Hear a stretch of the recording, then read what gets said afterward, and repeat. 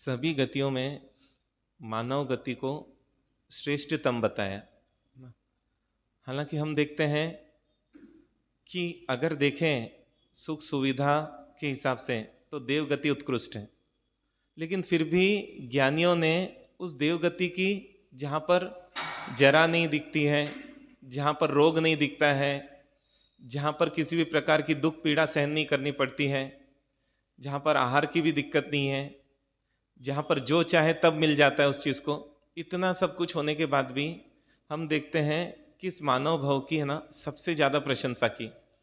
क्यों मानव भाव की सबसे ज़्यादा प्रशंसा की? तो मोक्ष जाने की एकमात्र क्षमता किस में है? तो मानव में। और मोक्ष जाने की क्षमता का मतलब होता है अपने को पूरा बदलने की क्षमता किस में है? तो मानव में। क्योंकि कोई भी जीव, कोई भी गति अपने आप को पूरा बदलने की ताकत नहीं रखती है।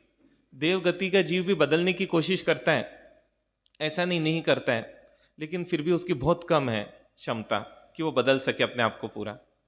तिर्यंज गति में भी हम देखते हैं ज़्यादा से ज़्यादा वो अनुव्रत ले सकता है, मतलब थोड़ा अपने को बदल सकता है। लेकिन मानव कैसा है? जो अपने आप को पूरा बदल सकता है।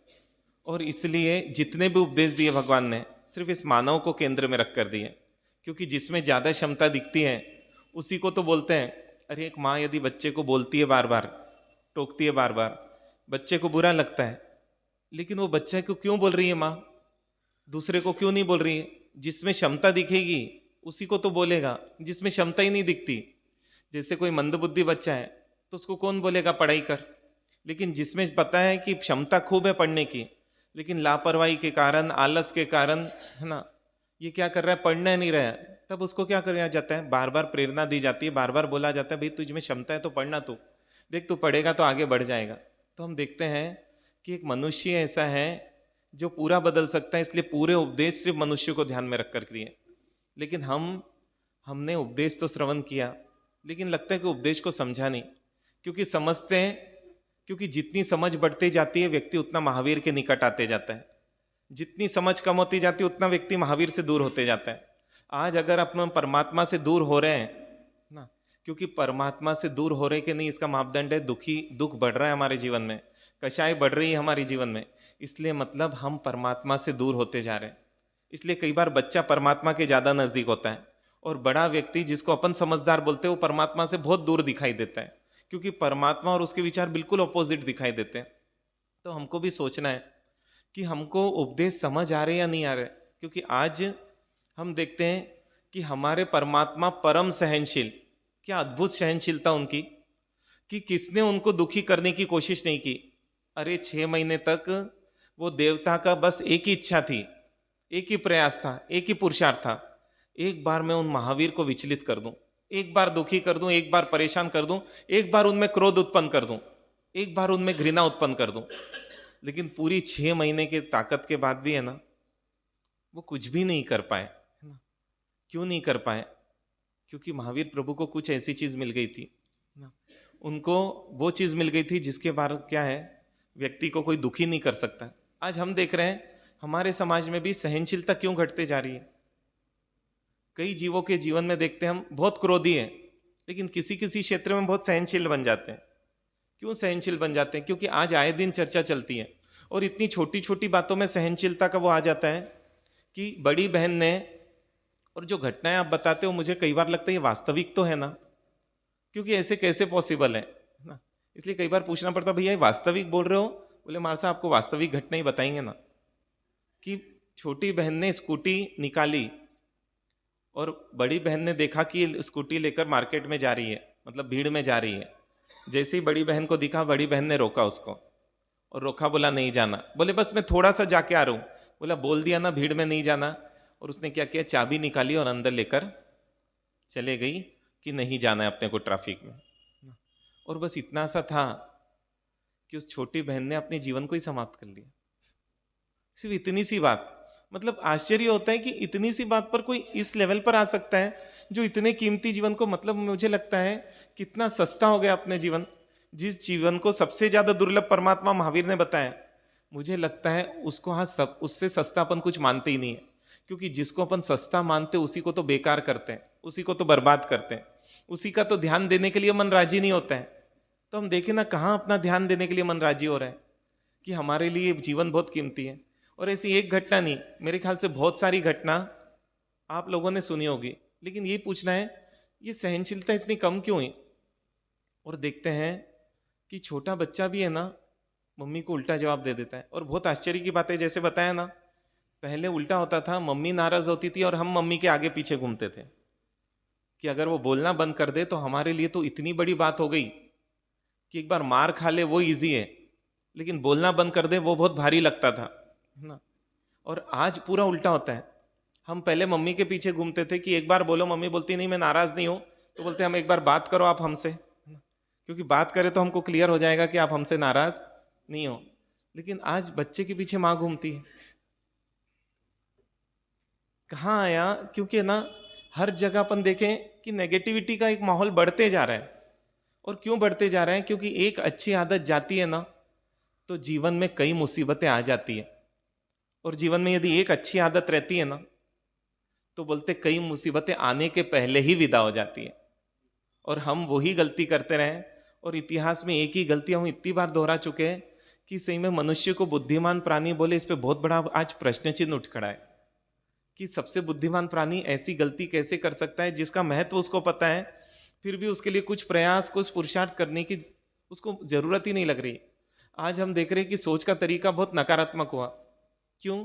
क्योंकि जो आदत सोच का तरीका बदलती थी, जो आदत सोच को सकारात्मक रखती थी, जो आदत अक्रोध की साधना में सहयोगी बनती थी कि आगे वाला मुझे कितना ही डांट दे, जैसे कई उदाहरण दिया ना कि वो 45 साल के बेटे को 10 लोगों के सामने या जो भी 8 लोगों के सामने पिता ने थप्पड़ मार दिया, और उसके दोस्त बोले यार पिताजी को इतना तो समझना चाहिए, अब तू छोटा बच्चा नहीं है ना।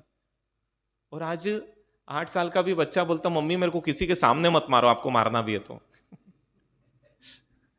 किसी के सामने मत टोको मुझे, आप मुझे टोको लेकिन किस में टोको।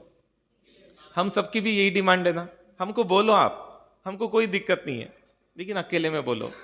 मतलब क्या है हम सोचें कि कहीं ना कहीं कुछ चूक हुई और उसी आदत को हम वापस से डेवलप करना चाहते हैं। और इसलिए बोल रहा हूँ यदि सहनशीलता बढ़ाना है ना कोई बहुत बड़ी बात नहीं। हमारी पहले दिन चर्चा चली थी कि पर्सनालिटी डेवलप कैसी करें, क्योंकि हम उसी पर्सनालिटी को डेवलप मानते हैं जो हर परिस्थिति में सकारात्मक रहना जानती है, जो अपने कर्तव्यों को निभाने में बिचकती नहीं है, पीछे नहीं हटती है। नहीं तो आज तो अपन क्या करते हैं, आगे वाला सहयोग दे रहा तो ठीक, नहीं तो है ना अपन तो क्या हो जा पीछे हो जाओ। मतलब विद्यापीठ के अंदर मैं बिल्कुल जाने राजी नहीं होता था। क्यों? इनके मम्मी पापा को फिक्र नहीं है तो मैं क्यों सोचूं, एक ऐसा विचार आता था। जब आगे वाले, इसलिए मैं तो बच्चों की शिविर भी है ना फिर लेना बंद कर दिया था, क्योंकि मैं क्यों करूं जब उनके मम्मी पापा को नहीं। लेकिन महाराज साहब ने यही बोला एक चीज है, दूसरा नहीं करे तो मैं नहीं करूं, ये तो अपने आप को और नीचे गिरा देने वाली बात होगी। मुझे क्या करना चाहिए वो सोच के करो, कोई दिक्कत नहीं है, लेकिन दूसरा नहीं करता इसलिए मैं नहीं करूं, ये तो क्या हो जाएगा ना। और एक चीज है, समाज भले ही सोचे या नहीं सोचे, एक संत की जिम्मेदारी है वो समाज के उत्थान में जैसे अपने आत्म कल्याण में पूरी भूमिका निभा रहा है वैसे समाज के उत्थान में भी पूरी भूमिका निभाए। कारण क्योंकि समाज का पतन होगा तो संत का भी पतन होगा, ये तो समझ के चले, क्योंकि दोनों एक दूसरे से जुड़े हुए हैं आपस में। अगर वहां पर नीचे आता है तो यहाँ पर भी कहीं ना कहीं नुकसान भुगतना ही पड़ेगा। और इसलिए हमारी जिम्मेदारी भी है, और एक चीज है संघ का उपकार भी है। क्योंकि एक बार मैंने बस महाराज साहब को इतना बोल दिया था, ये लोग टाइम पास के लिए आ जाते हैं। क्योंकि क्या है, अब मुझे स्वाध्याय में रस था, साधना में रस था, तो एकदम मेरे मुंह से निकल गया। और शायद मैंने पहली बार महाराज साहब को है ना थोड़ा सा उनके चेहरे पर मैंने हल्का सा वो देखा कि महाराज साहब बोले कि ये बताओ, मुझे पेपर पेन लेकर बैठ गए और बोले क्या साधना करनी है बताओ। बोले कि अकेले आप सोचो जंगल में साधना कर लोगे, ये पॉसिबल नहीं है।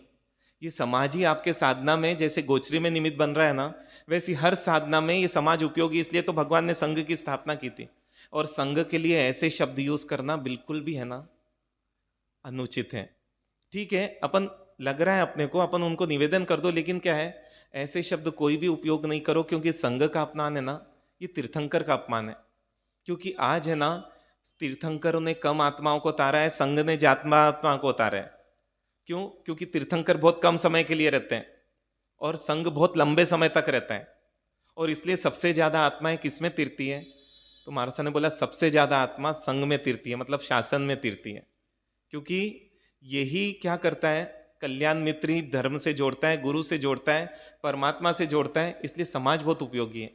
वो उपकार की भावना लाई, क्योंकि जब उपकार ध्यान में आएगा तब तो उसके बारे में कुछ करने का, कुछ सोचने का अपने आप ही भाव आएगा। जब उपकार ही याद नहीं रहेगा तो कैसे आएगा? और इसलिए मैं बोलता हूं कि अगर एक का पतन हुआ महाभारत में, दोनों के सोचने का तरीका अलग था, दोनों की परवरिश साथ में हुई थी। कौरव पांडवों की परवरिश अलग अलग नहीं हुई थी, उनको पढ़ाने वाले, शिक्षित करने वाले गुरु भी एक ही थे, लेकिन दोनों की सोच में बहुत अंतर था। ये सोच में क्यों अंतर आया?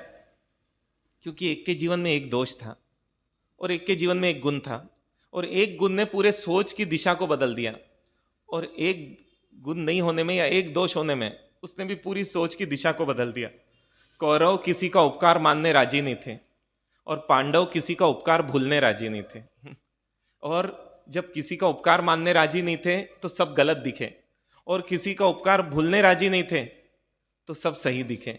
और इसलिए हम देखते हैं कि इतना गलत वातावरण होने के बाद भी युद्ध के समय में वो युधिष्ठिर जाते आशीर्वाद लेने के लिए, क्योंकि मेरे वडील हैं, और जब भी कुछ युद्ध करें या कुछ भी काम करें क्या होना चाहिए? बड़ों का आशीर्वाद लें, क्योंकि बड़ों का आशीर्वाद ही है ना, उसमें ही ताकत है जिताने की। क्योंकि मुझ में तो ताकत ही नहीं है, मुझ में तो क्षमता ही नहीं है। और इसलिए अपने भारत में तो क्या रहा, और अपने समाज में तो क्या रहा, जब भी कोई उपलब्धि आती तो बोलते देवगुरु कृपा, कि देवगुरु कृपा से हुआ है, क्योंकि मेरी तो ताकत ही नहीं तपस्या कर सकूं। अरे एक तृण के 2 टुकड़े कर सकूं, इतनी भी मेरे में ताकत नहीं है। ये तो उसकी शक्ति है जो मुझे अच्छा सूझ रहा है और मैं कर रहा हूं, क्योंकि मैं इतना अच्छा ही हूं नहीं कि मैं इतना अच्छा कर सकूं। और जब तक ये भावना थी, इतने बड़े बड़े शुभ कार्य करने के बाद भी है ना, अहंकार नहीं आते थे। और इसलिए हम देखते हैं हमारा भारत इतना अद्भुत था कि यहाँ पर एक एक जगह कृतज्ञता की भावना, उपकार की भावना भरी जाती थी। अरे सुबह चाय वाला भी है ना, चाय की टपरी खोलता ना तो पहले धरती को चाय पिलाता, मूर्खता नहीं है। अरे किसी भिखारी को पिलाए ना, किसी भूखे को पिलाए, किसी गरीब को पिलाए तो क्या होगा? उसका पेट तो भरेगा। हाँ, जमीन में चाय बहा देना गलत नहीं है। हाँ? क्या वो, हाँ, वो इतना जमीन में बहा रहा था ना, तब उसमें वो जो कृतज्ञता की भावना थी, उसके कारण वो कईयों को फ्री में चाय पिला भी रहा था। ये समझ के चलो, खेल के मैदान में जाते ना तो सबसे पहले वो मिट्टी को सिर पर लगाते थे, वो माँ को याद करते थे, धरती माँ को। क्यों? मतलब ये एक संस्कृति थी, और इस संस्कृति के कारण ही क्या है, अपनी हर उपलब्धि को हम मानते थे कि हमारे उपकारियों की उपलब्धि है वो, क्योंकि हम में वो क्षमता ही नहीं है। लेकिन जैसे जैसे ये चीजें छूटती गई, वैसे वैसे क्या हुआ, सहनशीलता घटते गई। आप थोड़ा सा महसूस करें ना, अगर किसी के उपकार आपको याद है और वो आपसे गलत व्यवहार कर ले, तो भी क्या आप उससे गलत व्यवहार कर पाओगे क्या? अरे पशुओं में भी इतनी समझ होती है, तो इंसानों में क्यों नहीं होगी? कि एक बार उस पशु की मदद की और उस पशु ने बुरी से बुरी विपरीत स्थिति में भी क्या है, उसको किसी भी प्रकार का नुकसान पहुंचाने से परहेज किया, मतलब उसको नुकसान नहीं हो। तो कैसे, मैं वही बोल रहा हूं, इस चीज को महसूस करें। हमारे सब गुण नष्ट हुए एक एक कर कर, एक एक कर कर, और सब दोष आते गए एक एक कर कर, एक एक कर कर। और उसका कारण ही ये है कि वो कृतज्ञता गुण जो था वो चला गया। और जब ये गया तो हमको क्या लगने लग गया, जो भी कर रहा है कौन कर रहा है? जो भी मैं कर रहा हूं। और ये मैंने अपने को इतना अकेला बना दिया है कि हम अपने साथ किसी को आज खड़ा करने ही राजी नहीं है ना। और इसलिए आज देखते विश्वासघात इतना बढ़ गया है, क्योंकि जिससे सीखते हैं ना उसी को धोखा दे देते हैं। जिससे सोने चांदी का व्यापार सिखाओ, उसी के सामने सोने चांदी की क्यों सिखाएगा कोई? क्योंकि जब पता है उपकार का बदला इस रूप में मिलेगा तो क्यों मदद करनी। और इसी कारण से बहुत बड़ा नुकसान हुआ, जो अनुभव ट्रांसफर होता था, क्योंकि जो आगे वाला 30 साल में अनुभव लेता है वो 1 साल में आगे वाले में ट्रांसफर कर देता है, तो उसके 29 साल वो बचा देता है कि अब तू और आगे बढ़ यहाँ से, क्योंकि 30 साल का अनुभव मैं तुझे दे रहा हूँ। लेकिन आज बच्चा ठोकर खा खा कर ही सीख रहा है, क्योंकि कोई उसको अनुभव देने राजी नहीं। इतना संपन्न परिवार था कि पूछो मत, लेकिन पिताजी गुजर गए, व्यापार बहुत फैला हुआ था, लोगों ने उधारी दी नहीं, फिर बच्चा दुकान पे बैठा, व्यापार आता नहीं था, और आता नहीं था तो धीरे धीरे धीरे क्या हुआ, आज वो 12-15 हज़ार रुपए की, सोचिए, एक बार जिसके पास बहुत कुछ था ना, और आज उसके पास 12-15 हज़ार की नौकरी, और उसमें भी उसको सुनना पड़ता है क्योंकि वो योग्यता नहीं है कि जिसके कारण से ज़्यादा कर सकते। लेकिन हुआ क्यों? क्योंकि समाज ने उस समय सहयोग ही नहीं दिया। और क्यों सहयोग नहीं दे पाया? क्योंकि हम किसी का उपकारी मानने राजी नहीं है। और क्या है कि करने जाए मदद और आगे वाले उल्टा बोल दें, एक डर सबके अंदर बैठा हुआ है। और इसलिए आज है ना, पता है कि मैं मदद कर सकता हूँ, फिर भी मन क्या होता है, मदद करने के लिए राजी नहीं हो पाता। और इसलिए बोल रहा हूँ, अगर आपको सहनशीलता बढ़ानी है ना, सिर्फ इस गुण को ला लो आप, सहनशीलता अपने आप बढ़ जाएगी। क्योंकि इस गुण में ताकत है। आगे वाले के बुरे से बुरे, कितना बुरा व्यवहार किया गया पांडवों के साथ, आप सोचिए ना, अपमान की हद हो गई थी, लेकिन उसके बाद भी सिर्फ ये हमारे उपकारी है, हमारे वडील हैं, हमारे पूर्वज हैं, हमारे अपने हैं, इस बात ने उनको क्या किया? इस बात में युद्ध तो हुआ, लेकिन बिना द्वेष के हुआ। युद्ध तो हुआ, बिना क्रोध के हुआ। क्यों? उपकार याद था। ऐसे ही देखते हैं, अगर क्रोध आज बढ़ रहा है तो उसका भी कारण क्या है? नहीं लग रहा है आपको? क्योंकि मैं बोल रहा हूं इसलिए मत मानो, क्योंकि मैंने देखा कि जहां जहां पर याद है उपकार, क्योंकि वो व्यक्ति वहां सहनशील नहीं, लेकिन वहां इसलिए सहनशील हो गया क्योंकि इन्होंने मेरी मदद की थी, इनके कारण मैं ऊपर उठाऊं। इसलिए ये कुछ भी बोल देना दिक्कत नहीं है, और उपकारी की बात बुरी भी नहीं लगती। ये भी कितना अद्भुत है। क्योंकि जो है ना, बिना मदद किए सलाह देता है ना, वो उसका अखरता है। और इसलिए बोलते हैं, पहले सहयोग दो, सलाह बाद में देना। लेकिन हम क्या करते हैं? हम उल्टा नियम चलते हैं ना। जब आगे वाले को सहयोग की आवश्यकता रहती है, तब सलाह दे दे के उसको इतना इरिटेट कर देते हैं कि क्या होता है, वो बोलता है कि इनसे तो दूर रहना ही अच्छा है। ये भावना आई जाती है। और इसलिए बोल रहा हूं कि ये जो उपकार की भावना थी, और देखिए वो जो चोर डाकुओं में भी एक घटना पड़ रहा था, उसमें एक लुटेरा, पहले जंगल से निकलते थे लोग, तो एक व्यक्ति जंगल से जा रहा था, और उसको लूटने के लिए वो दूसरा व्यक्ति भी उसके साथ में हो लिया। बोले कहाँ जा रहे हो भैया? बोले मैं फला फला गांव जा रहा। अरे मैं भी वहीं जा रहा हूँ, अच्छा हुआ रास्ता कट जाएगा, साथ में बातें करते करते चलेंगे। तो बोले हाँ चलो साथ में। और चलते गए, बात करते गए। दोपहर का समय हुआ, ये भी समझ में आ गया इसके पास माल है, ये भी सब चीज़ क्लियर हो गई। दोपहर का समय हुआ, और समय हुआ और वो बोला भैया भोजन का समय हो गया है, भोजन कर लेते हैं। और वो खोलता है, तो बोलता है नहीं आप करिए, मैं नहीं करूँगा। वो चोर बोलता है मुझे नहीं करना है, आप करिए, मुझे भूख नहीं है। बोले नहीं नहीं नहीं, आपको तो करना पड़ेगा ना, क्योंकि मैं अकेले कैसे खाऊं, क्योंकि अकेले खाना तो पशुता से भी नीचे है, और इसलिए मैं पशुता वाला काम नहीं कर सकता। हाँ आप नहीं रहते हैं तो बात अलग थी, अब आप साथ में तो आपको भोजन करना ही पड़ेगा। बोलता नहीं नहीं मैं नहीं करूँगा भोजन, आप कर लीजिए बिल्कुल। बोले आप नहीं करोगे तो मैं भी नहीं करूँगा, और इसलिए आपको तो करना ही पड़ेगा। आखिर में जबरदस्ती भोजन करवाता है, और भोजन कराता है, हाथ धोते उठते हैं थोड़ा सा, अब बोलते वापस चलने के लिए राजी होते हैं। तो बोलते नहीं अब मैं वापस जा रहा हूँ। बोले क्यों, आप तो आगे बढ़ने वाले थे। नहीं हाँ लेकिन है ना, मैं वापस लौट रहा हूँ, आप अच्छे से अपनी यात्रा करना। बोले लेकिन आपने आगे जाने का इरादा क्यों बदल दिया? तो बोलते देखिए आपको बता रहा हूँ हाँ कि है ना, मैं हूँ एक चोर, और आपको लूटने के लिए आपके साथ चल रहा था, लेकिन आपने नमक खिला दिया, और नमक खिला दिया, और जिसका नमक खा ले उसको लूटूं, मैं इतना नीचे नहीं गिर सकता, है ना। उस चोर में भी इतनी समझ। हाँ, और सोचो हमने किस किस का नमक खाया? टाटा का क्योंकि जब प्रश्न पूछो तो बच्चे ये आंसर देते हैं कि किसका नमक खाया, तो बोलते टाटा का इसलिए वफादारी किसके साथ? टाटा के साथ क्योंकि कई बार प्रश्न पूछते ना बच्चे, इतने अच्छे उत्तर देते हैं। अरे भाई आपके पापा मम्मी का भी आपने नमक खाया है आपके समाज का भी साधर्मिक भक्ति हुई तो आपने नमक खाया। अच्छा बच्चों को फिर अच्छा वो नमक क्या और इसलिए ये जो है ये ईमानदारी लाता है। आज जो बेईमानी बढ़ी ना, आप देखना इसी गुण को नजरअंदाज करने के कारण बनी, क्योंकि जिसका उपकार याद रहेगा उसके साथ बेईमानी करने की है ना हिम्मत हमारे बीच में हो नहीं पाएगी। क्योंकि जब गहराई में हम जाते गए कि कहाँ चूक हो रही है, और मैं रोज एक बार सोचता हूँ लगभग कि कहाँ ऐसी भूलें हुई हमसे कि हम इतने पीछे आ गए कि आज हमको वापस कहाँ से लौटे ये सोचना पड़ रहा है। क्योंकि छोटी छोटी बात भी है ना, हम करने में सक्षम नहीं हो पा रहे।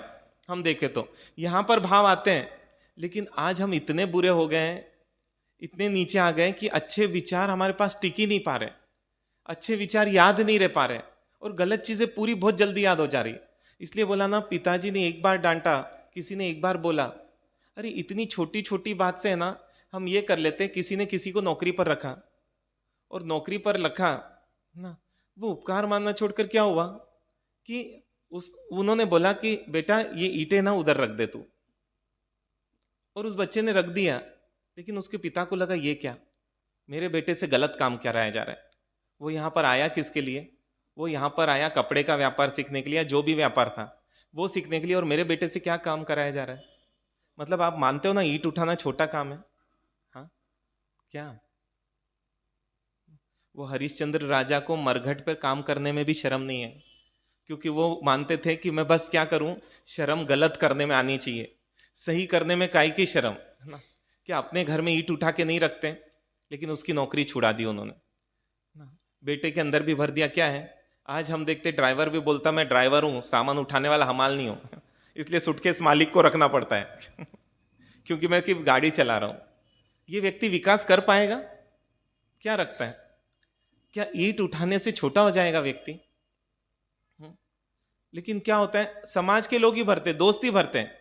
भई तू जिस काम के लिए आया, तेरे से दूसरा काम क्यों करा? अरे एक चीज है, दूसरा काम करा ले तो क्या हम छोटे हो जाएंगे? कि हम खुद सोचे ना, और काम करने वाला कभी छोटा नहीं होता है।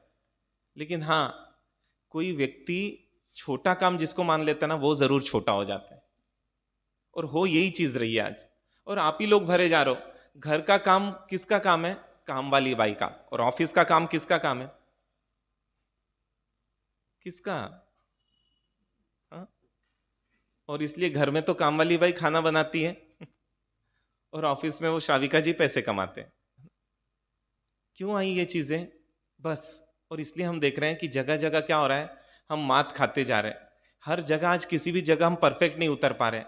आज इतने बेरोजगार घूम रहे हैं, इतने जैन समाज के, कि आज है ना जैन समाज के पास इतना ताकत है कि वो कोई भी व्यक्ति है ना बेरोजगार नहीं रहे।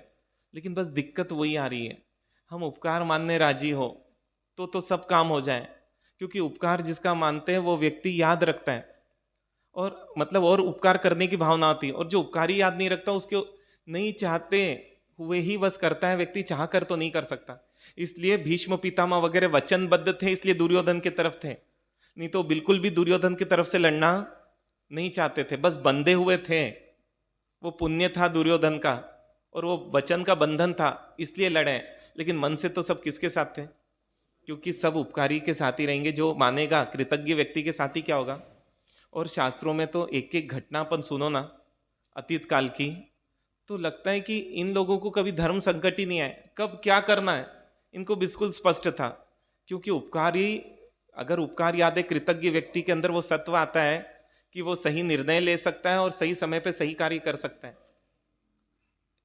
मतलब राम, एक हनुमान जी और राम जी के जीवन की घटना आती है कि राम जी बोलते हैं पूरी दुनिया मेरे विपरीत हो सकती है, मेरे विरोध में खड़े रह सकती है, लेकिन हनुमान मेरे विरोध में खड़ा रह ही नहीं सकता। क्योंकि जिस हनुमान जी के लिए राम जी छोड़कर इस संसार में कुछ ही नहीं था। अरे वो सीता मैया ने हीरे का वो दिया अमूल्य भेंट अपनी ओर से, है ना, और वो क्या करने लगे, एक एक निकालने लगे, तोड़ने लगे और फेंकने लगे। वो सीता जी सोचती कर क्या रहा है, बिल्कुल बंदर है इसको तोड़ रहा है पूरा। वो बोलते तुम कर क्या रहे हो, इतना कीमती हीरे का तुमने तोड़कर बर्बाद कर दिया।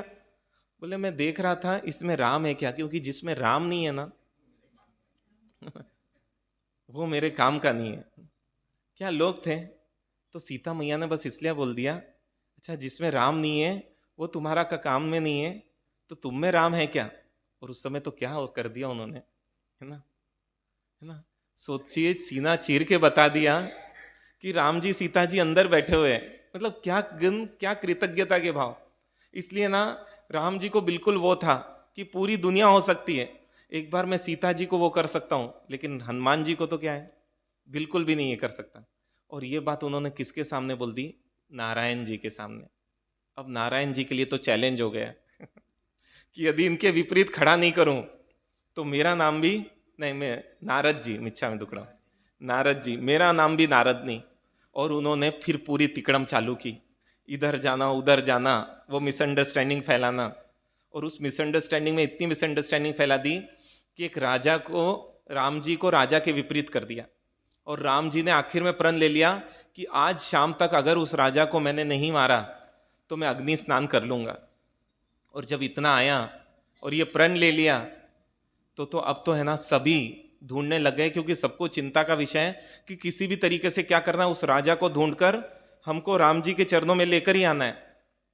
और सब ताकत लगाने लग गए।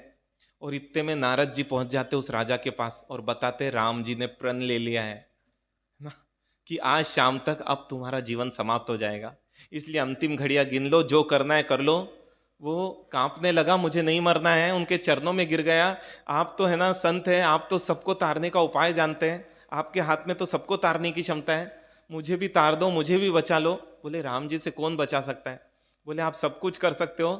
बोले देख, एक ही उपाय है बस तेरे पास, और वो ही हो सकता है बस कारगर। बोले आप जो बोले करने राजी हूं। तो बोले एक काम कर, तू मां अंजना के पास चला जा। वो बोलता अब मेरे को क्या कर रहे हो, दुश्मन की मां के पास भेज रहे हो? बोले देख, इस पूरे जगत में अब वो एक ही ऐसा व्यक्ति है जो तुझे बचाने की ताकत रखता है, उसको छोड़कर इस पूरी दुनिया में, इस पूरे ब्रह्मांड में किसी को भी ताकत नहीं है जो तुझे बचा सके। अब वो क्या करता? और बोले संत कभी भी झूठ नहीं बोलता है, संत हमेशा बचाने की कोशिश करता है। और ऑप्शन तो था नहीं और समय भी नहीं था, तुरंत दौड़ते हुए पूछा माँ के पास ना, और चरणों में गिर गया, मुझे बचा लो, मुझे बचा लो, मेरी रक्षा करो। वो माँ बोलती क्या हुआ, बोल तो सही, पाँव तो छोड़, पहले बता तो सही। नहीं, पाँव तभी छोड़ूंगा जब आप बोलोगे कि हाँ मैं तेरी रक्षा करूंगी, मैं तुझे बचा दूंगी। बोले तू चिंता मत कर, तू मेरी शरण में आया है, तुझे कुछ भी नहीं होगा, तू बिल्कुल निश्चिंत हो जा, अब निश्चिंत हो और पाँव छोड़ मेरे। और पाँव छोड़े ना। बोले क्या हो गया? बोले एक राजा मेरे पीछे पड़ा है मारने के लिए, और इसलिए मैं आपकी शरण में आया हूँ।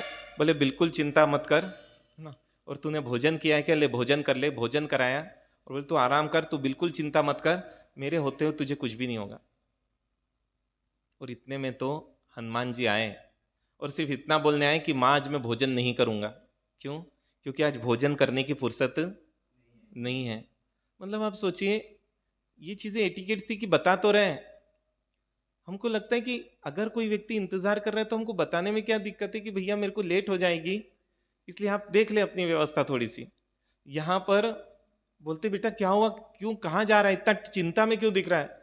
बोले माँ राम जी ने प्रण ले लिया है कि उस राजा को अगर शाम तक पकड़कर नहीं मारा, नहीं पकड़ा, तो वो अग्नि स्नान कर लेंगे। बोले कौन राजा? तो नाम बताते उस राजा का, मैं नाम भूल गया हूँ, नाम बताते। बोले अच्छा वो राजा क्या? बोले हाँ। बोले लेकिन वो तो है ना, वो तो अंदर है। बोले अंदर है? एकदम हनुमान जी का चेहरा खिल जाता है। लेकिन बेटा मैंने उसको शरण दे दी है, मैंने उसको बोल दिया है। बोले माँ आपने क्या किया? बोले मैंने उसको शरण दे दी। अब क्योंकि माँ ने शरण दे दी और माँ ने बोल दिया है, और वो बोलते इतिहास में वो पहला ऐसा उदाहरण है पूरे जीवन में कि अब हनुमान जी बोले अब इसकी रक्षा करना किसकी जिम्मेदारी है ना। और उस समय बोलते हैं वो पता तो चल जाता है सबको कि हनुमान जी के पास है। हनुमान जी पूरी पूंछ में अपने उसको लपेट लेते और खुद सामने बैठ जाते और बोलते जब तक मैं जीवित हूँ तब तक आप इसको नहीं मार सकते, क्योंकि मेरी माँ ने वचन दिया है, और इसलिए आप मुझे मार दीजिए फिर लेके जाइए, क्योंकि मेरे जीवित तक तो अब ये चीज़ नहीं हो सकती। और उस समय राम जी बाण चलाते हैं, और ये भी बस जय श्री राम बोलते हैं, और हर बाण बाजू से निकल जाता है, पूरी पृथ्वी कांपने लग जाती है, क्योंकि इतने संहारक हथियार छोड़े थे, लेकिन वो एक भी हनुमान जी को नहीं लग पाता। क्यों नहीं लग पाता? क्योंकि है ना, वो भी किसका नाम ले रहे थे? वो भी उनका नाम ले रहे थे। और फिर तब शाम हो जाती है, आखिर में राम जी नहीं मार पाते हैं, और अग्नि स्नान की तैयारी हो जाती है। इतने में तो नारद जी आकर वापस से सब क्या करते हैं और वो बोलते हैं आपने मुझे बोला था ना कि पूरी दुनिया मेरे विपरीत हो सकती है, हनुमान नहीं हो सकता है, इसलिए मैंने क्या कर दिया, हनुमान जी को आपके विपरीत खड़ा करवा दिया। देखिए, लेकिन ये बताता है क्या एक माँ की वो बात की कीमत रहती होगी, हाँ, कि जिन प्रभु को सबसे ज्यादा चाह रहे हैं, जिनकी दिन रात माला फिर रहे हैं, जहां पर जो नहीं है वहां पर उनका मन नहीं है, लेकिन सिर्फ माँ ने बोल दिया। और आज हम देखते हैं माँ इतना सा बोलती है, बेटा एक सामायिक कर ले, सिर्फ मंदिर में पूजा कर ले, लेकिन वो उपकार की भावना ही नहीं है। अरे मैं तो कई बार बोलता हूं अपने को भगवान से नहीं लेना देना कोई दिक्कत नहीं, माँ से तो लेना देना है कि नहीं। और यदि माँ से लेना देना और इतनी सी चीज में माँ खुश हो रही है, इससे बड़ा और इससे आसान तरीका और क्या हो सकता है कि माँ की चेहरे पर एक मुस्कुराहट के लिए जब एक बेटा पूरा जीवन दे सकता है, माँ के एक वचन के लिए अपनी जान पर खेल सकता है, तो माँ की एक इच्छा के लिए रोज मंदिर नहीं जा सकता। और क्या बोलते हैं हम, मैं माँ को बहुत चाहता हूं। उनसे पूछते क्या चाहते हो आप, माँ को दुखी करने में कोई कसर बाकी नहीं, और माँ की छोटी से छोटी इच्छा पूरी करने का कोई इरादा नहीं। इसको बोल सकते हैं माँ के प्रति प्रेम है, माँ के प्रति उपकार की भावना है। हाँ? हम सब बातों तक रह गए, हम बातों में बहुत एक्सपर्ट हो गए, लेकिन हम जीवन में बहुत ही कच्चे हो गए। और इसलिए ऐसे ऐसे उदाहरण जब इतिहास में अपन सुनते हैं तो लगता है वो लोग जीवन जी रहे थे, उनको एक क्षण भी धर्म का संकट नहीं आया कि अब क्या करें, क्योंकि वचन दे दिया है, अब मुझे तो क्या करना है, उसका पालन करना ही है। क्योंकि कीमत जान की नहीं है, कीमत किसकी है, माँ के उस वचन की है जो उन्होंने दे दिया है। चाहे गलती से जिया है चाहे जान कर दिया है, लेकिन अब पालना किसका कर्तव्य है, बेटे का कर्तव्य है। और ऐसे बेटे आज भी है, ऐसा मत समझे कि आज नहीं है। क्योंकि पूज्य पीयूष सागर जी महाराज, सम्यक रत्न सागर जी महाराज को आप पहचानते ही होंगे। उनके पास एक माँ आई, और उन माँ को उपधान चालू होने वाला था, तो बोला उपधान में बैठ जाओ। बोले बाप जी अब तो उम्र हो गई है, अब कैसे बैठ सकती हूँ, अब तो मेरे को क्या है रोज लेना ही पड़ता है। बोले तो कोशिश कर लो। बोले कोशिश भी नहीं, मेरे से नहीं हो पाएगा। तो ठीक है, आप अपने बेटे को भेज दो, उससे तो हो जाता होगा ना, उससे हो जाता है। बोले उसको भेज दो। बोले बाप जी समय का है, क्यों आपका बेटा आपकी बात नहीं मानता है। बोले बाप जी पूरा मानता है, तो देख लो, बोलकर देख लो, और मानता है तो उसको उपधान में भेज दो।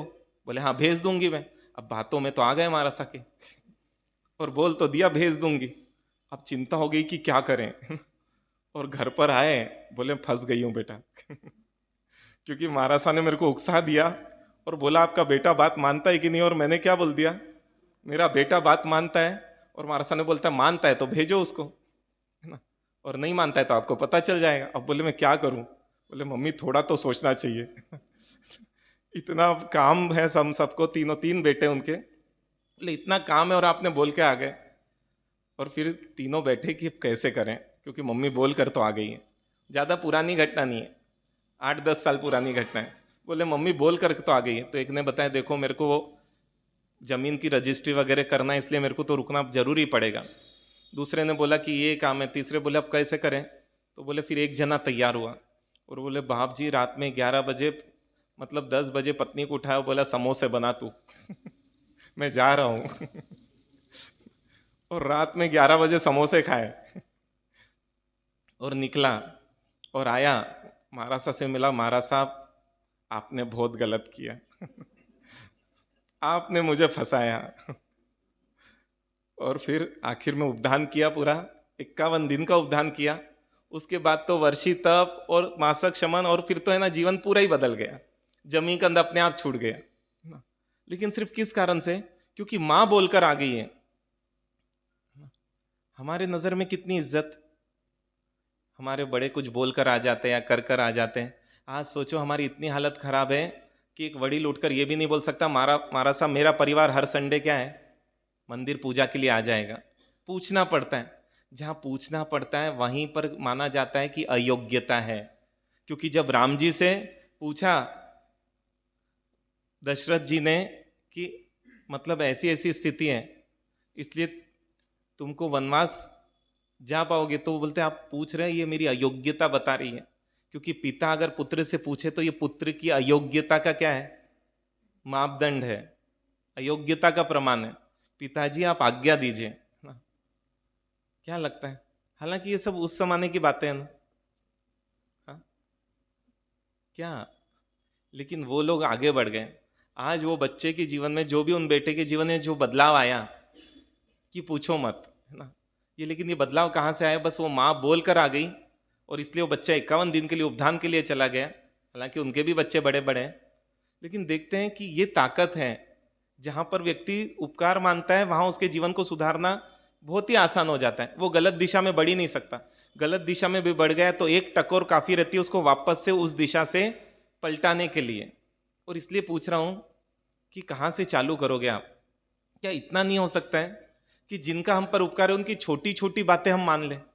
सिर्फ छोटी छोटी, क्योंकि मैं देखता हूँ कितनी इच्छा रहती है, बेटा एक पक्की माला फेर ले, मतलब बहुत कम इच्छा रहती है। अगर माओं की इच्छाएं देखें तो हम लगता है, और वो इच्छाएं भी सब किसके लिए रहती है? खुद के लिए कोई इच्छा नहीं रहती है। सभी इच्छा किसके लिए?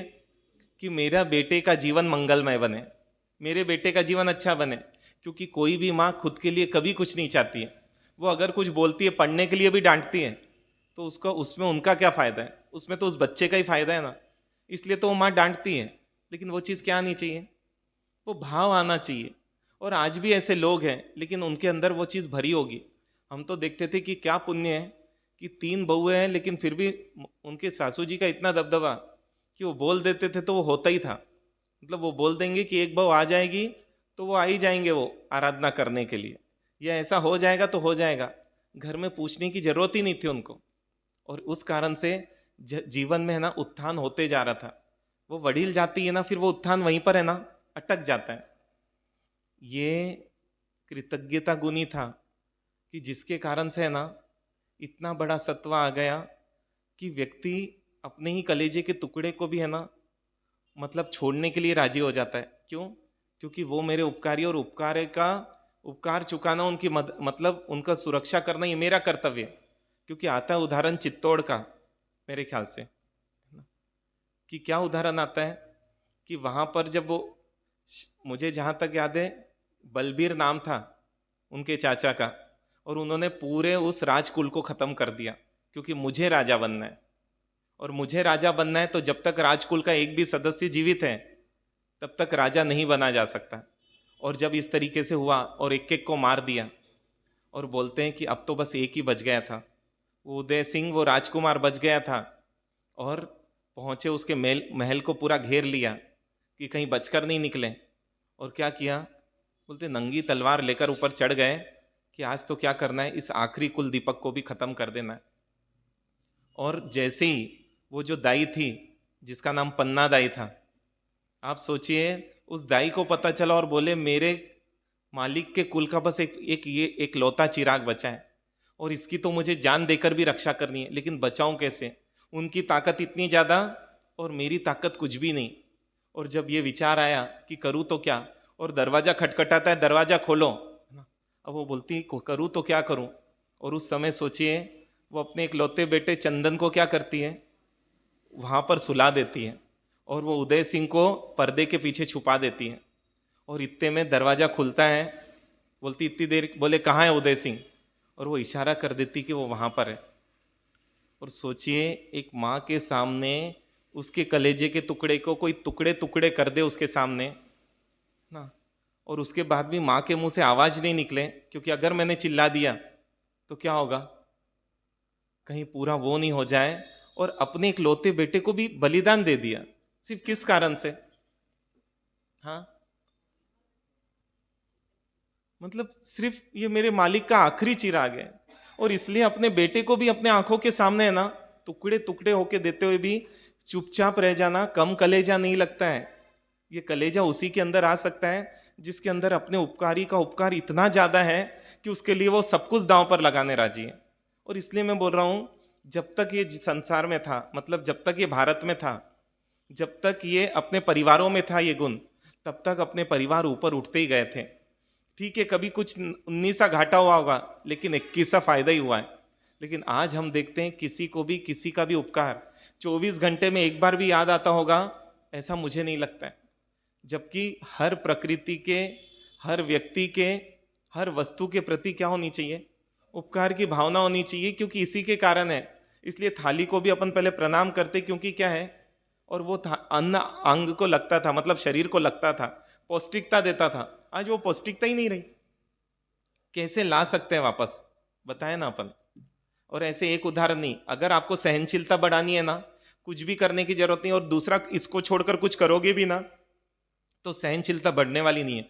हाँ, स्वार्थ से तो सहनशीलता बढ़ सकती है ना, लेकिन जहां स्वार्थ नहीं रहेगा ना वहां थोड़ा भी व्यक्ति सहने राजी नहीं है। और इसलिए कितनी आश्चर्य की बात है, वो मतलब है ना, वो बॉस की सुन लेगी वो बहन, लेकिन घर में पति की नहीं सुन पाएगी, घर में सासू जी की नहीं सुन पाएगी। क्यों? क्योंकि वहां पर पैसा मिल रहा है जॉब का, और इसलिए वहां कोई गलती का डांट भी दे बॉस जोरदार, तो भी व्यक्ति क्या है, ठीक है, अंदर बुरा नहीं लगता, ऐसा नहीं, लेकिन फिर भी क्या है, पता है कि सुनना है। क्यों? क्योंकि यहां पर रोजी रोटी का सवाल है। सोचिए, सिर्फ पैसे के लिए सुनने राजी है, और परिवार के लिए बर्दाश्त ही नहीं हो पाती। ऐसा लगता हर कोई कितना सहन कर रहा, कई बार तो मुझे समझ ही नहीं आता है। क्योंकि मैं बताया ना, परिवार का हर सदस्य मुझे आके बोलता है, मारा साहब मैं हूं जो इस घर में बहुत सहन कर रहा हूं। और आखिरी तक मुझे क्लियर ही नहीं हो पाता है कि इस घर में सहन कौन कर रहा है। क्योंकि हर व्यक्ति जो बोल रहा है सही बोल रहा है ये भी समझ आता है, क्योंकि मुझसे ऐसा झूठ नहीं बोलेगा। हमारे सामने क्यों ठगेगा वो, और हमको क्यों ठगेगा, क्या लेना देना उसका, हम कौन सा उसको कुछ करने वाले हैं। कहां से चालू कर सकते हैं हम? हाँ, इतना उपकारी का उपकार मान सकते हैं। वो 5-10 मिनट का कुछ बोले उसको हम पहले कर लेंगे। वो एक पक्की माला फेरने बोले, कितनी देर लगने वाली है? 10 मिनट। वो पूजा करने बोले, कितनी देर लगने वाली है?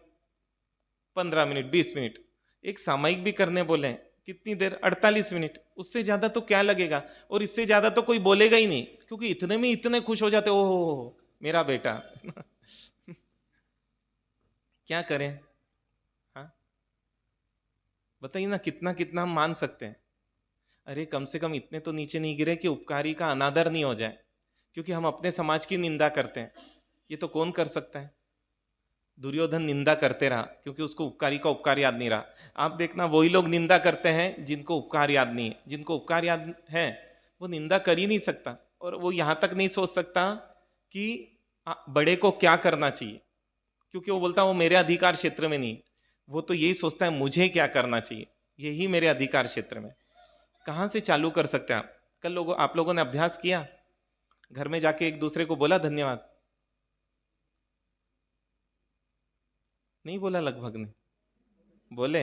बहुत ही अच्छा है ना, कैसा लगा? हाँ। और जो चीज अच्छी लगे उसको बार बार बना के खाना चाहिए ना। तो ऐसे ही यहां पर भी मैं बोल रहा हूं, अब तो हम क्या करेंगे, इस चीज को अपनी परंपरा में ला लेंगे कि अब तो हम दिन भर में हमको एक माला इसकी हो ही जानी चाहिए। जो जो लोग मिले, जैसे जैसे मिले, और बहुत फायदा होता है। मतलब खैरागढ़ में बता रहे थे, बोले महाराज साहब इतना फायदा हो गया, पहले तो इतना झगड़ा होता था, वो समय पे नहीं आता था, तो अब वो भी समय पे। क्योंकि क्या है, मैं उपकार भी मानता हूँ और उसकी प्रशंसा भी करता हूँ, क्योंकि भैया तुम्हारे कारण क्या है आज बहुत अच्छे से सब चीज़ चल पा रही है। और बोले इससे कारण से इतना अच्छा हो गया, बोले अब कि पूछो मत, कि वो भी आ जाते और नहीं भी आते तो शायद मेरे माइंड में आजकल नहीं आता है कि ठीक है ना, अगर कोई 5 दिन आ रहा है और 1 दिन नहीं आ रहा है, 2 दिन नहीं आ रहा है, तो अपन चला लेते, बोलते उसको भाई आया कर, लेकिन अब भाषा नहीं बिगड़ती। नहीं तो पहले तो क्या है, भाव तो बिगड़ते ही थे, भाषा भी इतनी बिगड़ जाती थी कि पूछो मत। लेकिन वो चीज़ बहुत कंट्रोल हो गई हमारा साथ, और वापस से एक आत्मीयता बहुत अच्छी जुड़ गई, और काम हो रहे उससे। क्योंकि क्या है, अनुमोदना, प्रशंसा, और इससे प्रेरणा, और इससे कार्य की सिद्धि, अपने आप ही ये सब चीज़ें होती जा रही है। करें इस पे प्रयास। हाँ, क्या करना है? अरे इवन गलती भी बताने का तरीका यही है कि तुमने इतने सारे अच्छे काम किए, अगर इसको कर लो तो और अच्छा हो जाएगा। क्योंकि पहले अच्छा ही बताकर एक बुराई भी बता दो ना, तो व्यक्ति है ना, अरे पूरा खाना ठीक है और एक आध चीज 19 से तो चला ले, लेकिन क्या हो, हाँ, पूरा खाना गड़बड़ है और एक आध चीज अच्छी हो, तो लाई वो चलाए कैसे? इसलिए वो सावक जी ने तो बोल दिया, अब तो हमारा साहब मैं कभी भी है ना नेगेटिव वही नहीं करूंगा। और इसलिए ना, जब कोई चीज़ अच्छी नहीं बनी तो ये नहीं बोलते अच्छी नहीं बनी, वो बोलते दाल अच्छी बनी, सब्जी अच्छी बने, चावल अच्छे बने तो बाकी आप समझ जाओ इसको थोड़ा सुधार लेना। क्यों? एक बोलने का तरीका है जो आगे वाले को भी क्या देता है, सुकून देता है, प्रसन्नता देता है। और जिसके अंदर ये भावना है वहां पर है ना, बंटवारे में भी क्या होगा, झगड़ा नहीं होगा, कोई कभी अदालत नहीं जाएगा, जितना मिला उसका उसको अपना उपकार मानेगा।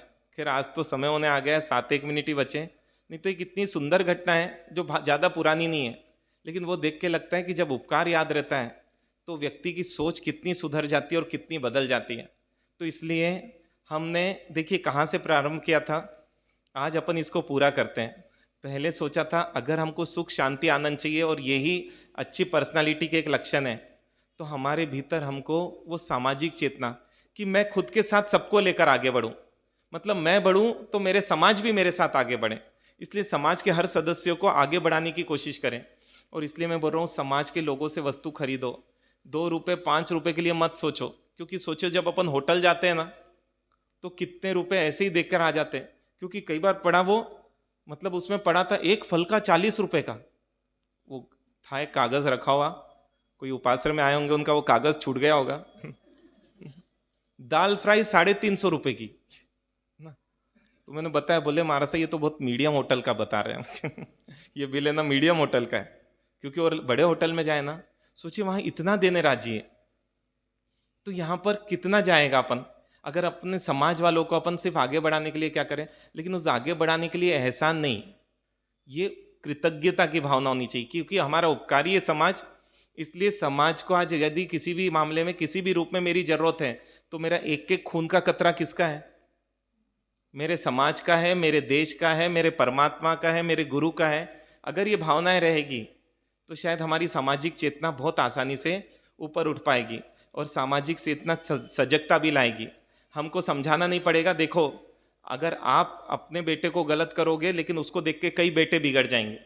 अगर आपके बेटे को आप 10 साल में मोबाइल दिला देते हो तो उसके दोस्त भी क्या बोलेंगे अपने मम्मी पापा को, क्योंकि आज अच्छे मम्मी पापा बुरे मम्मी पापा का मापदंड क्या है आपको पता है ना सबको। हाँ, क्योंकि मुझे आश्चर्य होता है कि हमने तो कभी सपने में भी नहीं सोचा कि दूसरे के मम्मी पापा अच्छे, कभी कंपैरिजन ही नहीं, क्योंकि माता पिता में कंपैरिजन हो सकता है क्या?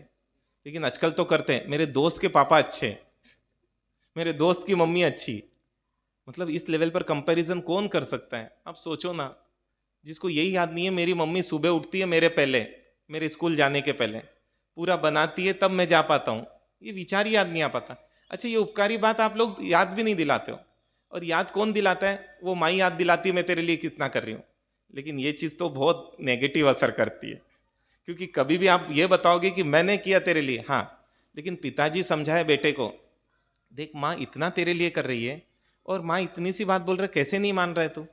अपने को तो मानना ही पड़ेगा, क्योंकि मम्मी की बात को नकारा नहीं जा सकता। उसके माइंड में क्या जाएगा कि सही बात है, जो माँ मेरे लिए इतना कर रही है। और समझाते ना बच्चे समझ जाते। एक बच्चा जो बिल्कुल ही नहीं जाता था, मतलब आता ही नहीं था, बहुत मुश्किल से मम्मी लेकर आई है ना, और उससे चर्चा चली और मैं बोला ये पहले तो यही याद कराया उसको कि देख मम्मी तेरे लिए कितना कितना कितना कर रही है, और जो व्यक्ति मम्मी इतना करने के बाद भी उनके लिए कुछ करने राजी नहीं है, उससे गया बीता इंसान इस संसार में नहीं। जब ये चीज़ उसको समझाई और मैं बोला अगर मम्मी के 10-15 मिनट के कोई काम करने से चेहरे पर मुस्कान आती है तो बहुत सस्ता सौदा है कि महंगा है? बोले बहुत सस्ता है। बोला मम्मी सिर्फ बोलती है 10 मिनट में मंदिर जाके आ जाओ और तू भगवान के लिए मत जा, मम्मी को खुशी हो रही है इसलिए जा, कोई दिक्कत नहीं है ना। और वो अगले दिन से कंटिन्यू जाने लग गए। क्यों? क्योंकि मम्मी को खुशी हो रही है। बस इतनी सी चीज़ के लिए आ जाए ना, हम अच्छे बन जाएंगे, ये मान के चले। अगर मम्मी जो काम बोल रही है, सहनशीलता अपने आप ही बढ़ जाएगी कि मम्मी 50 बार भी बोले तो इसलिए फर्क नहीं पड़ेगा। क्यों?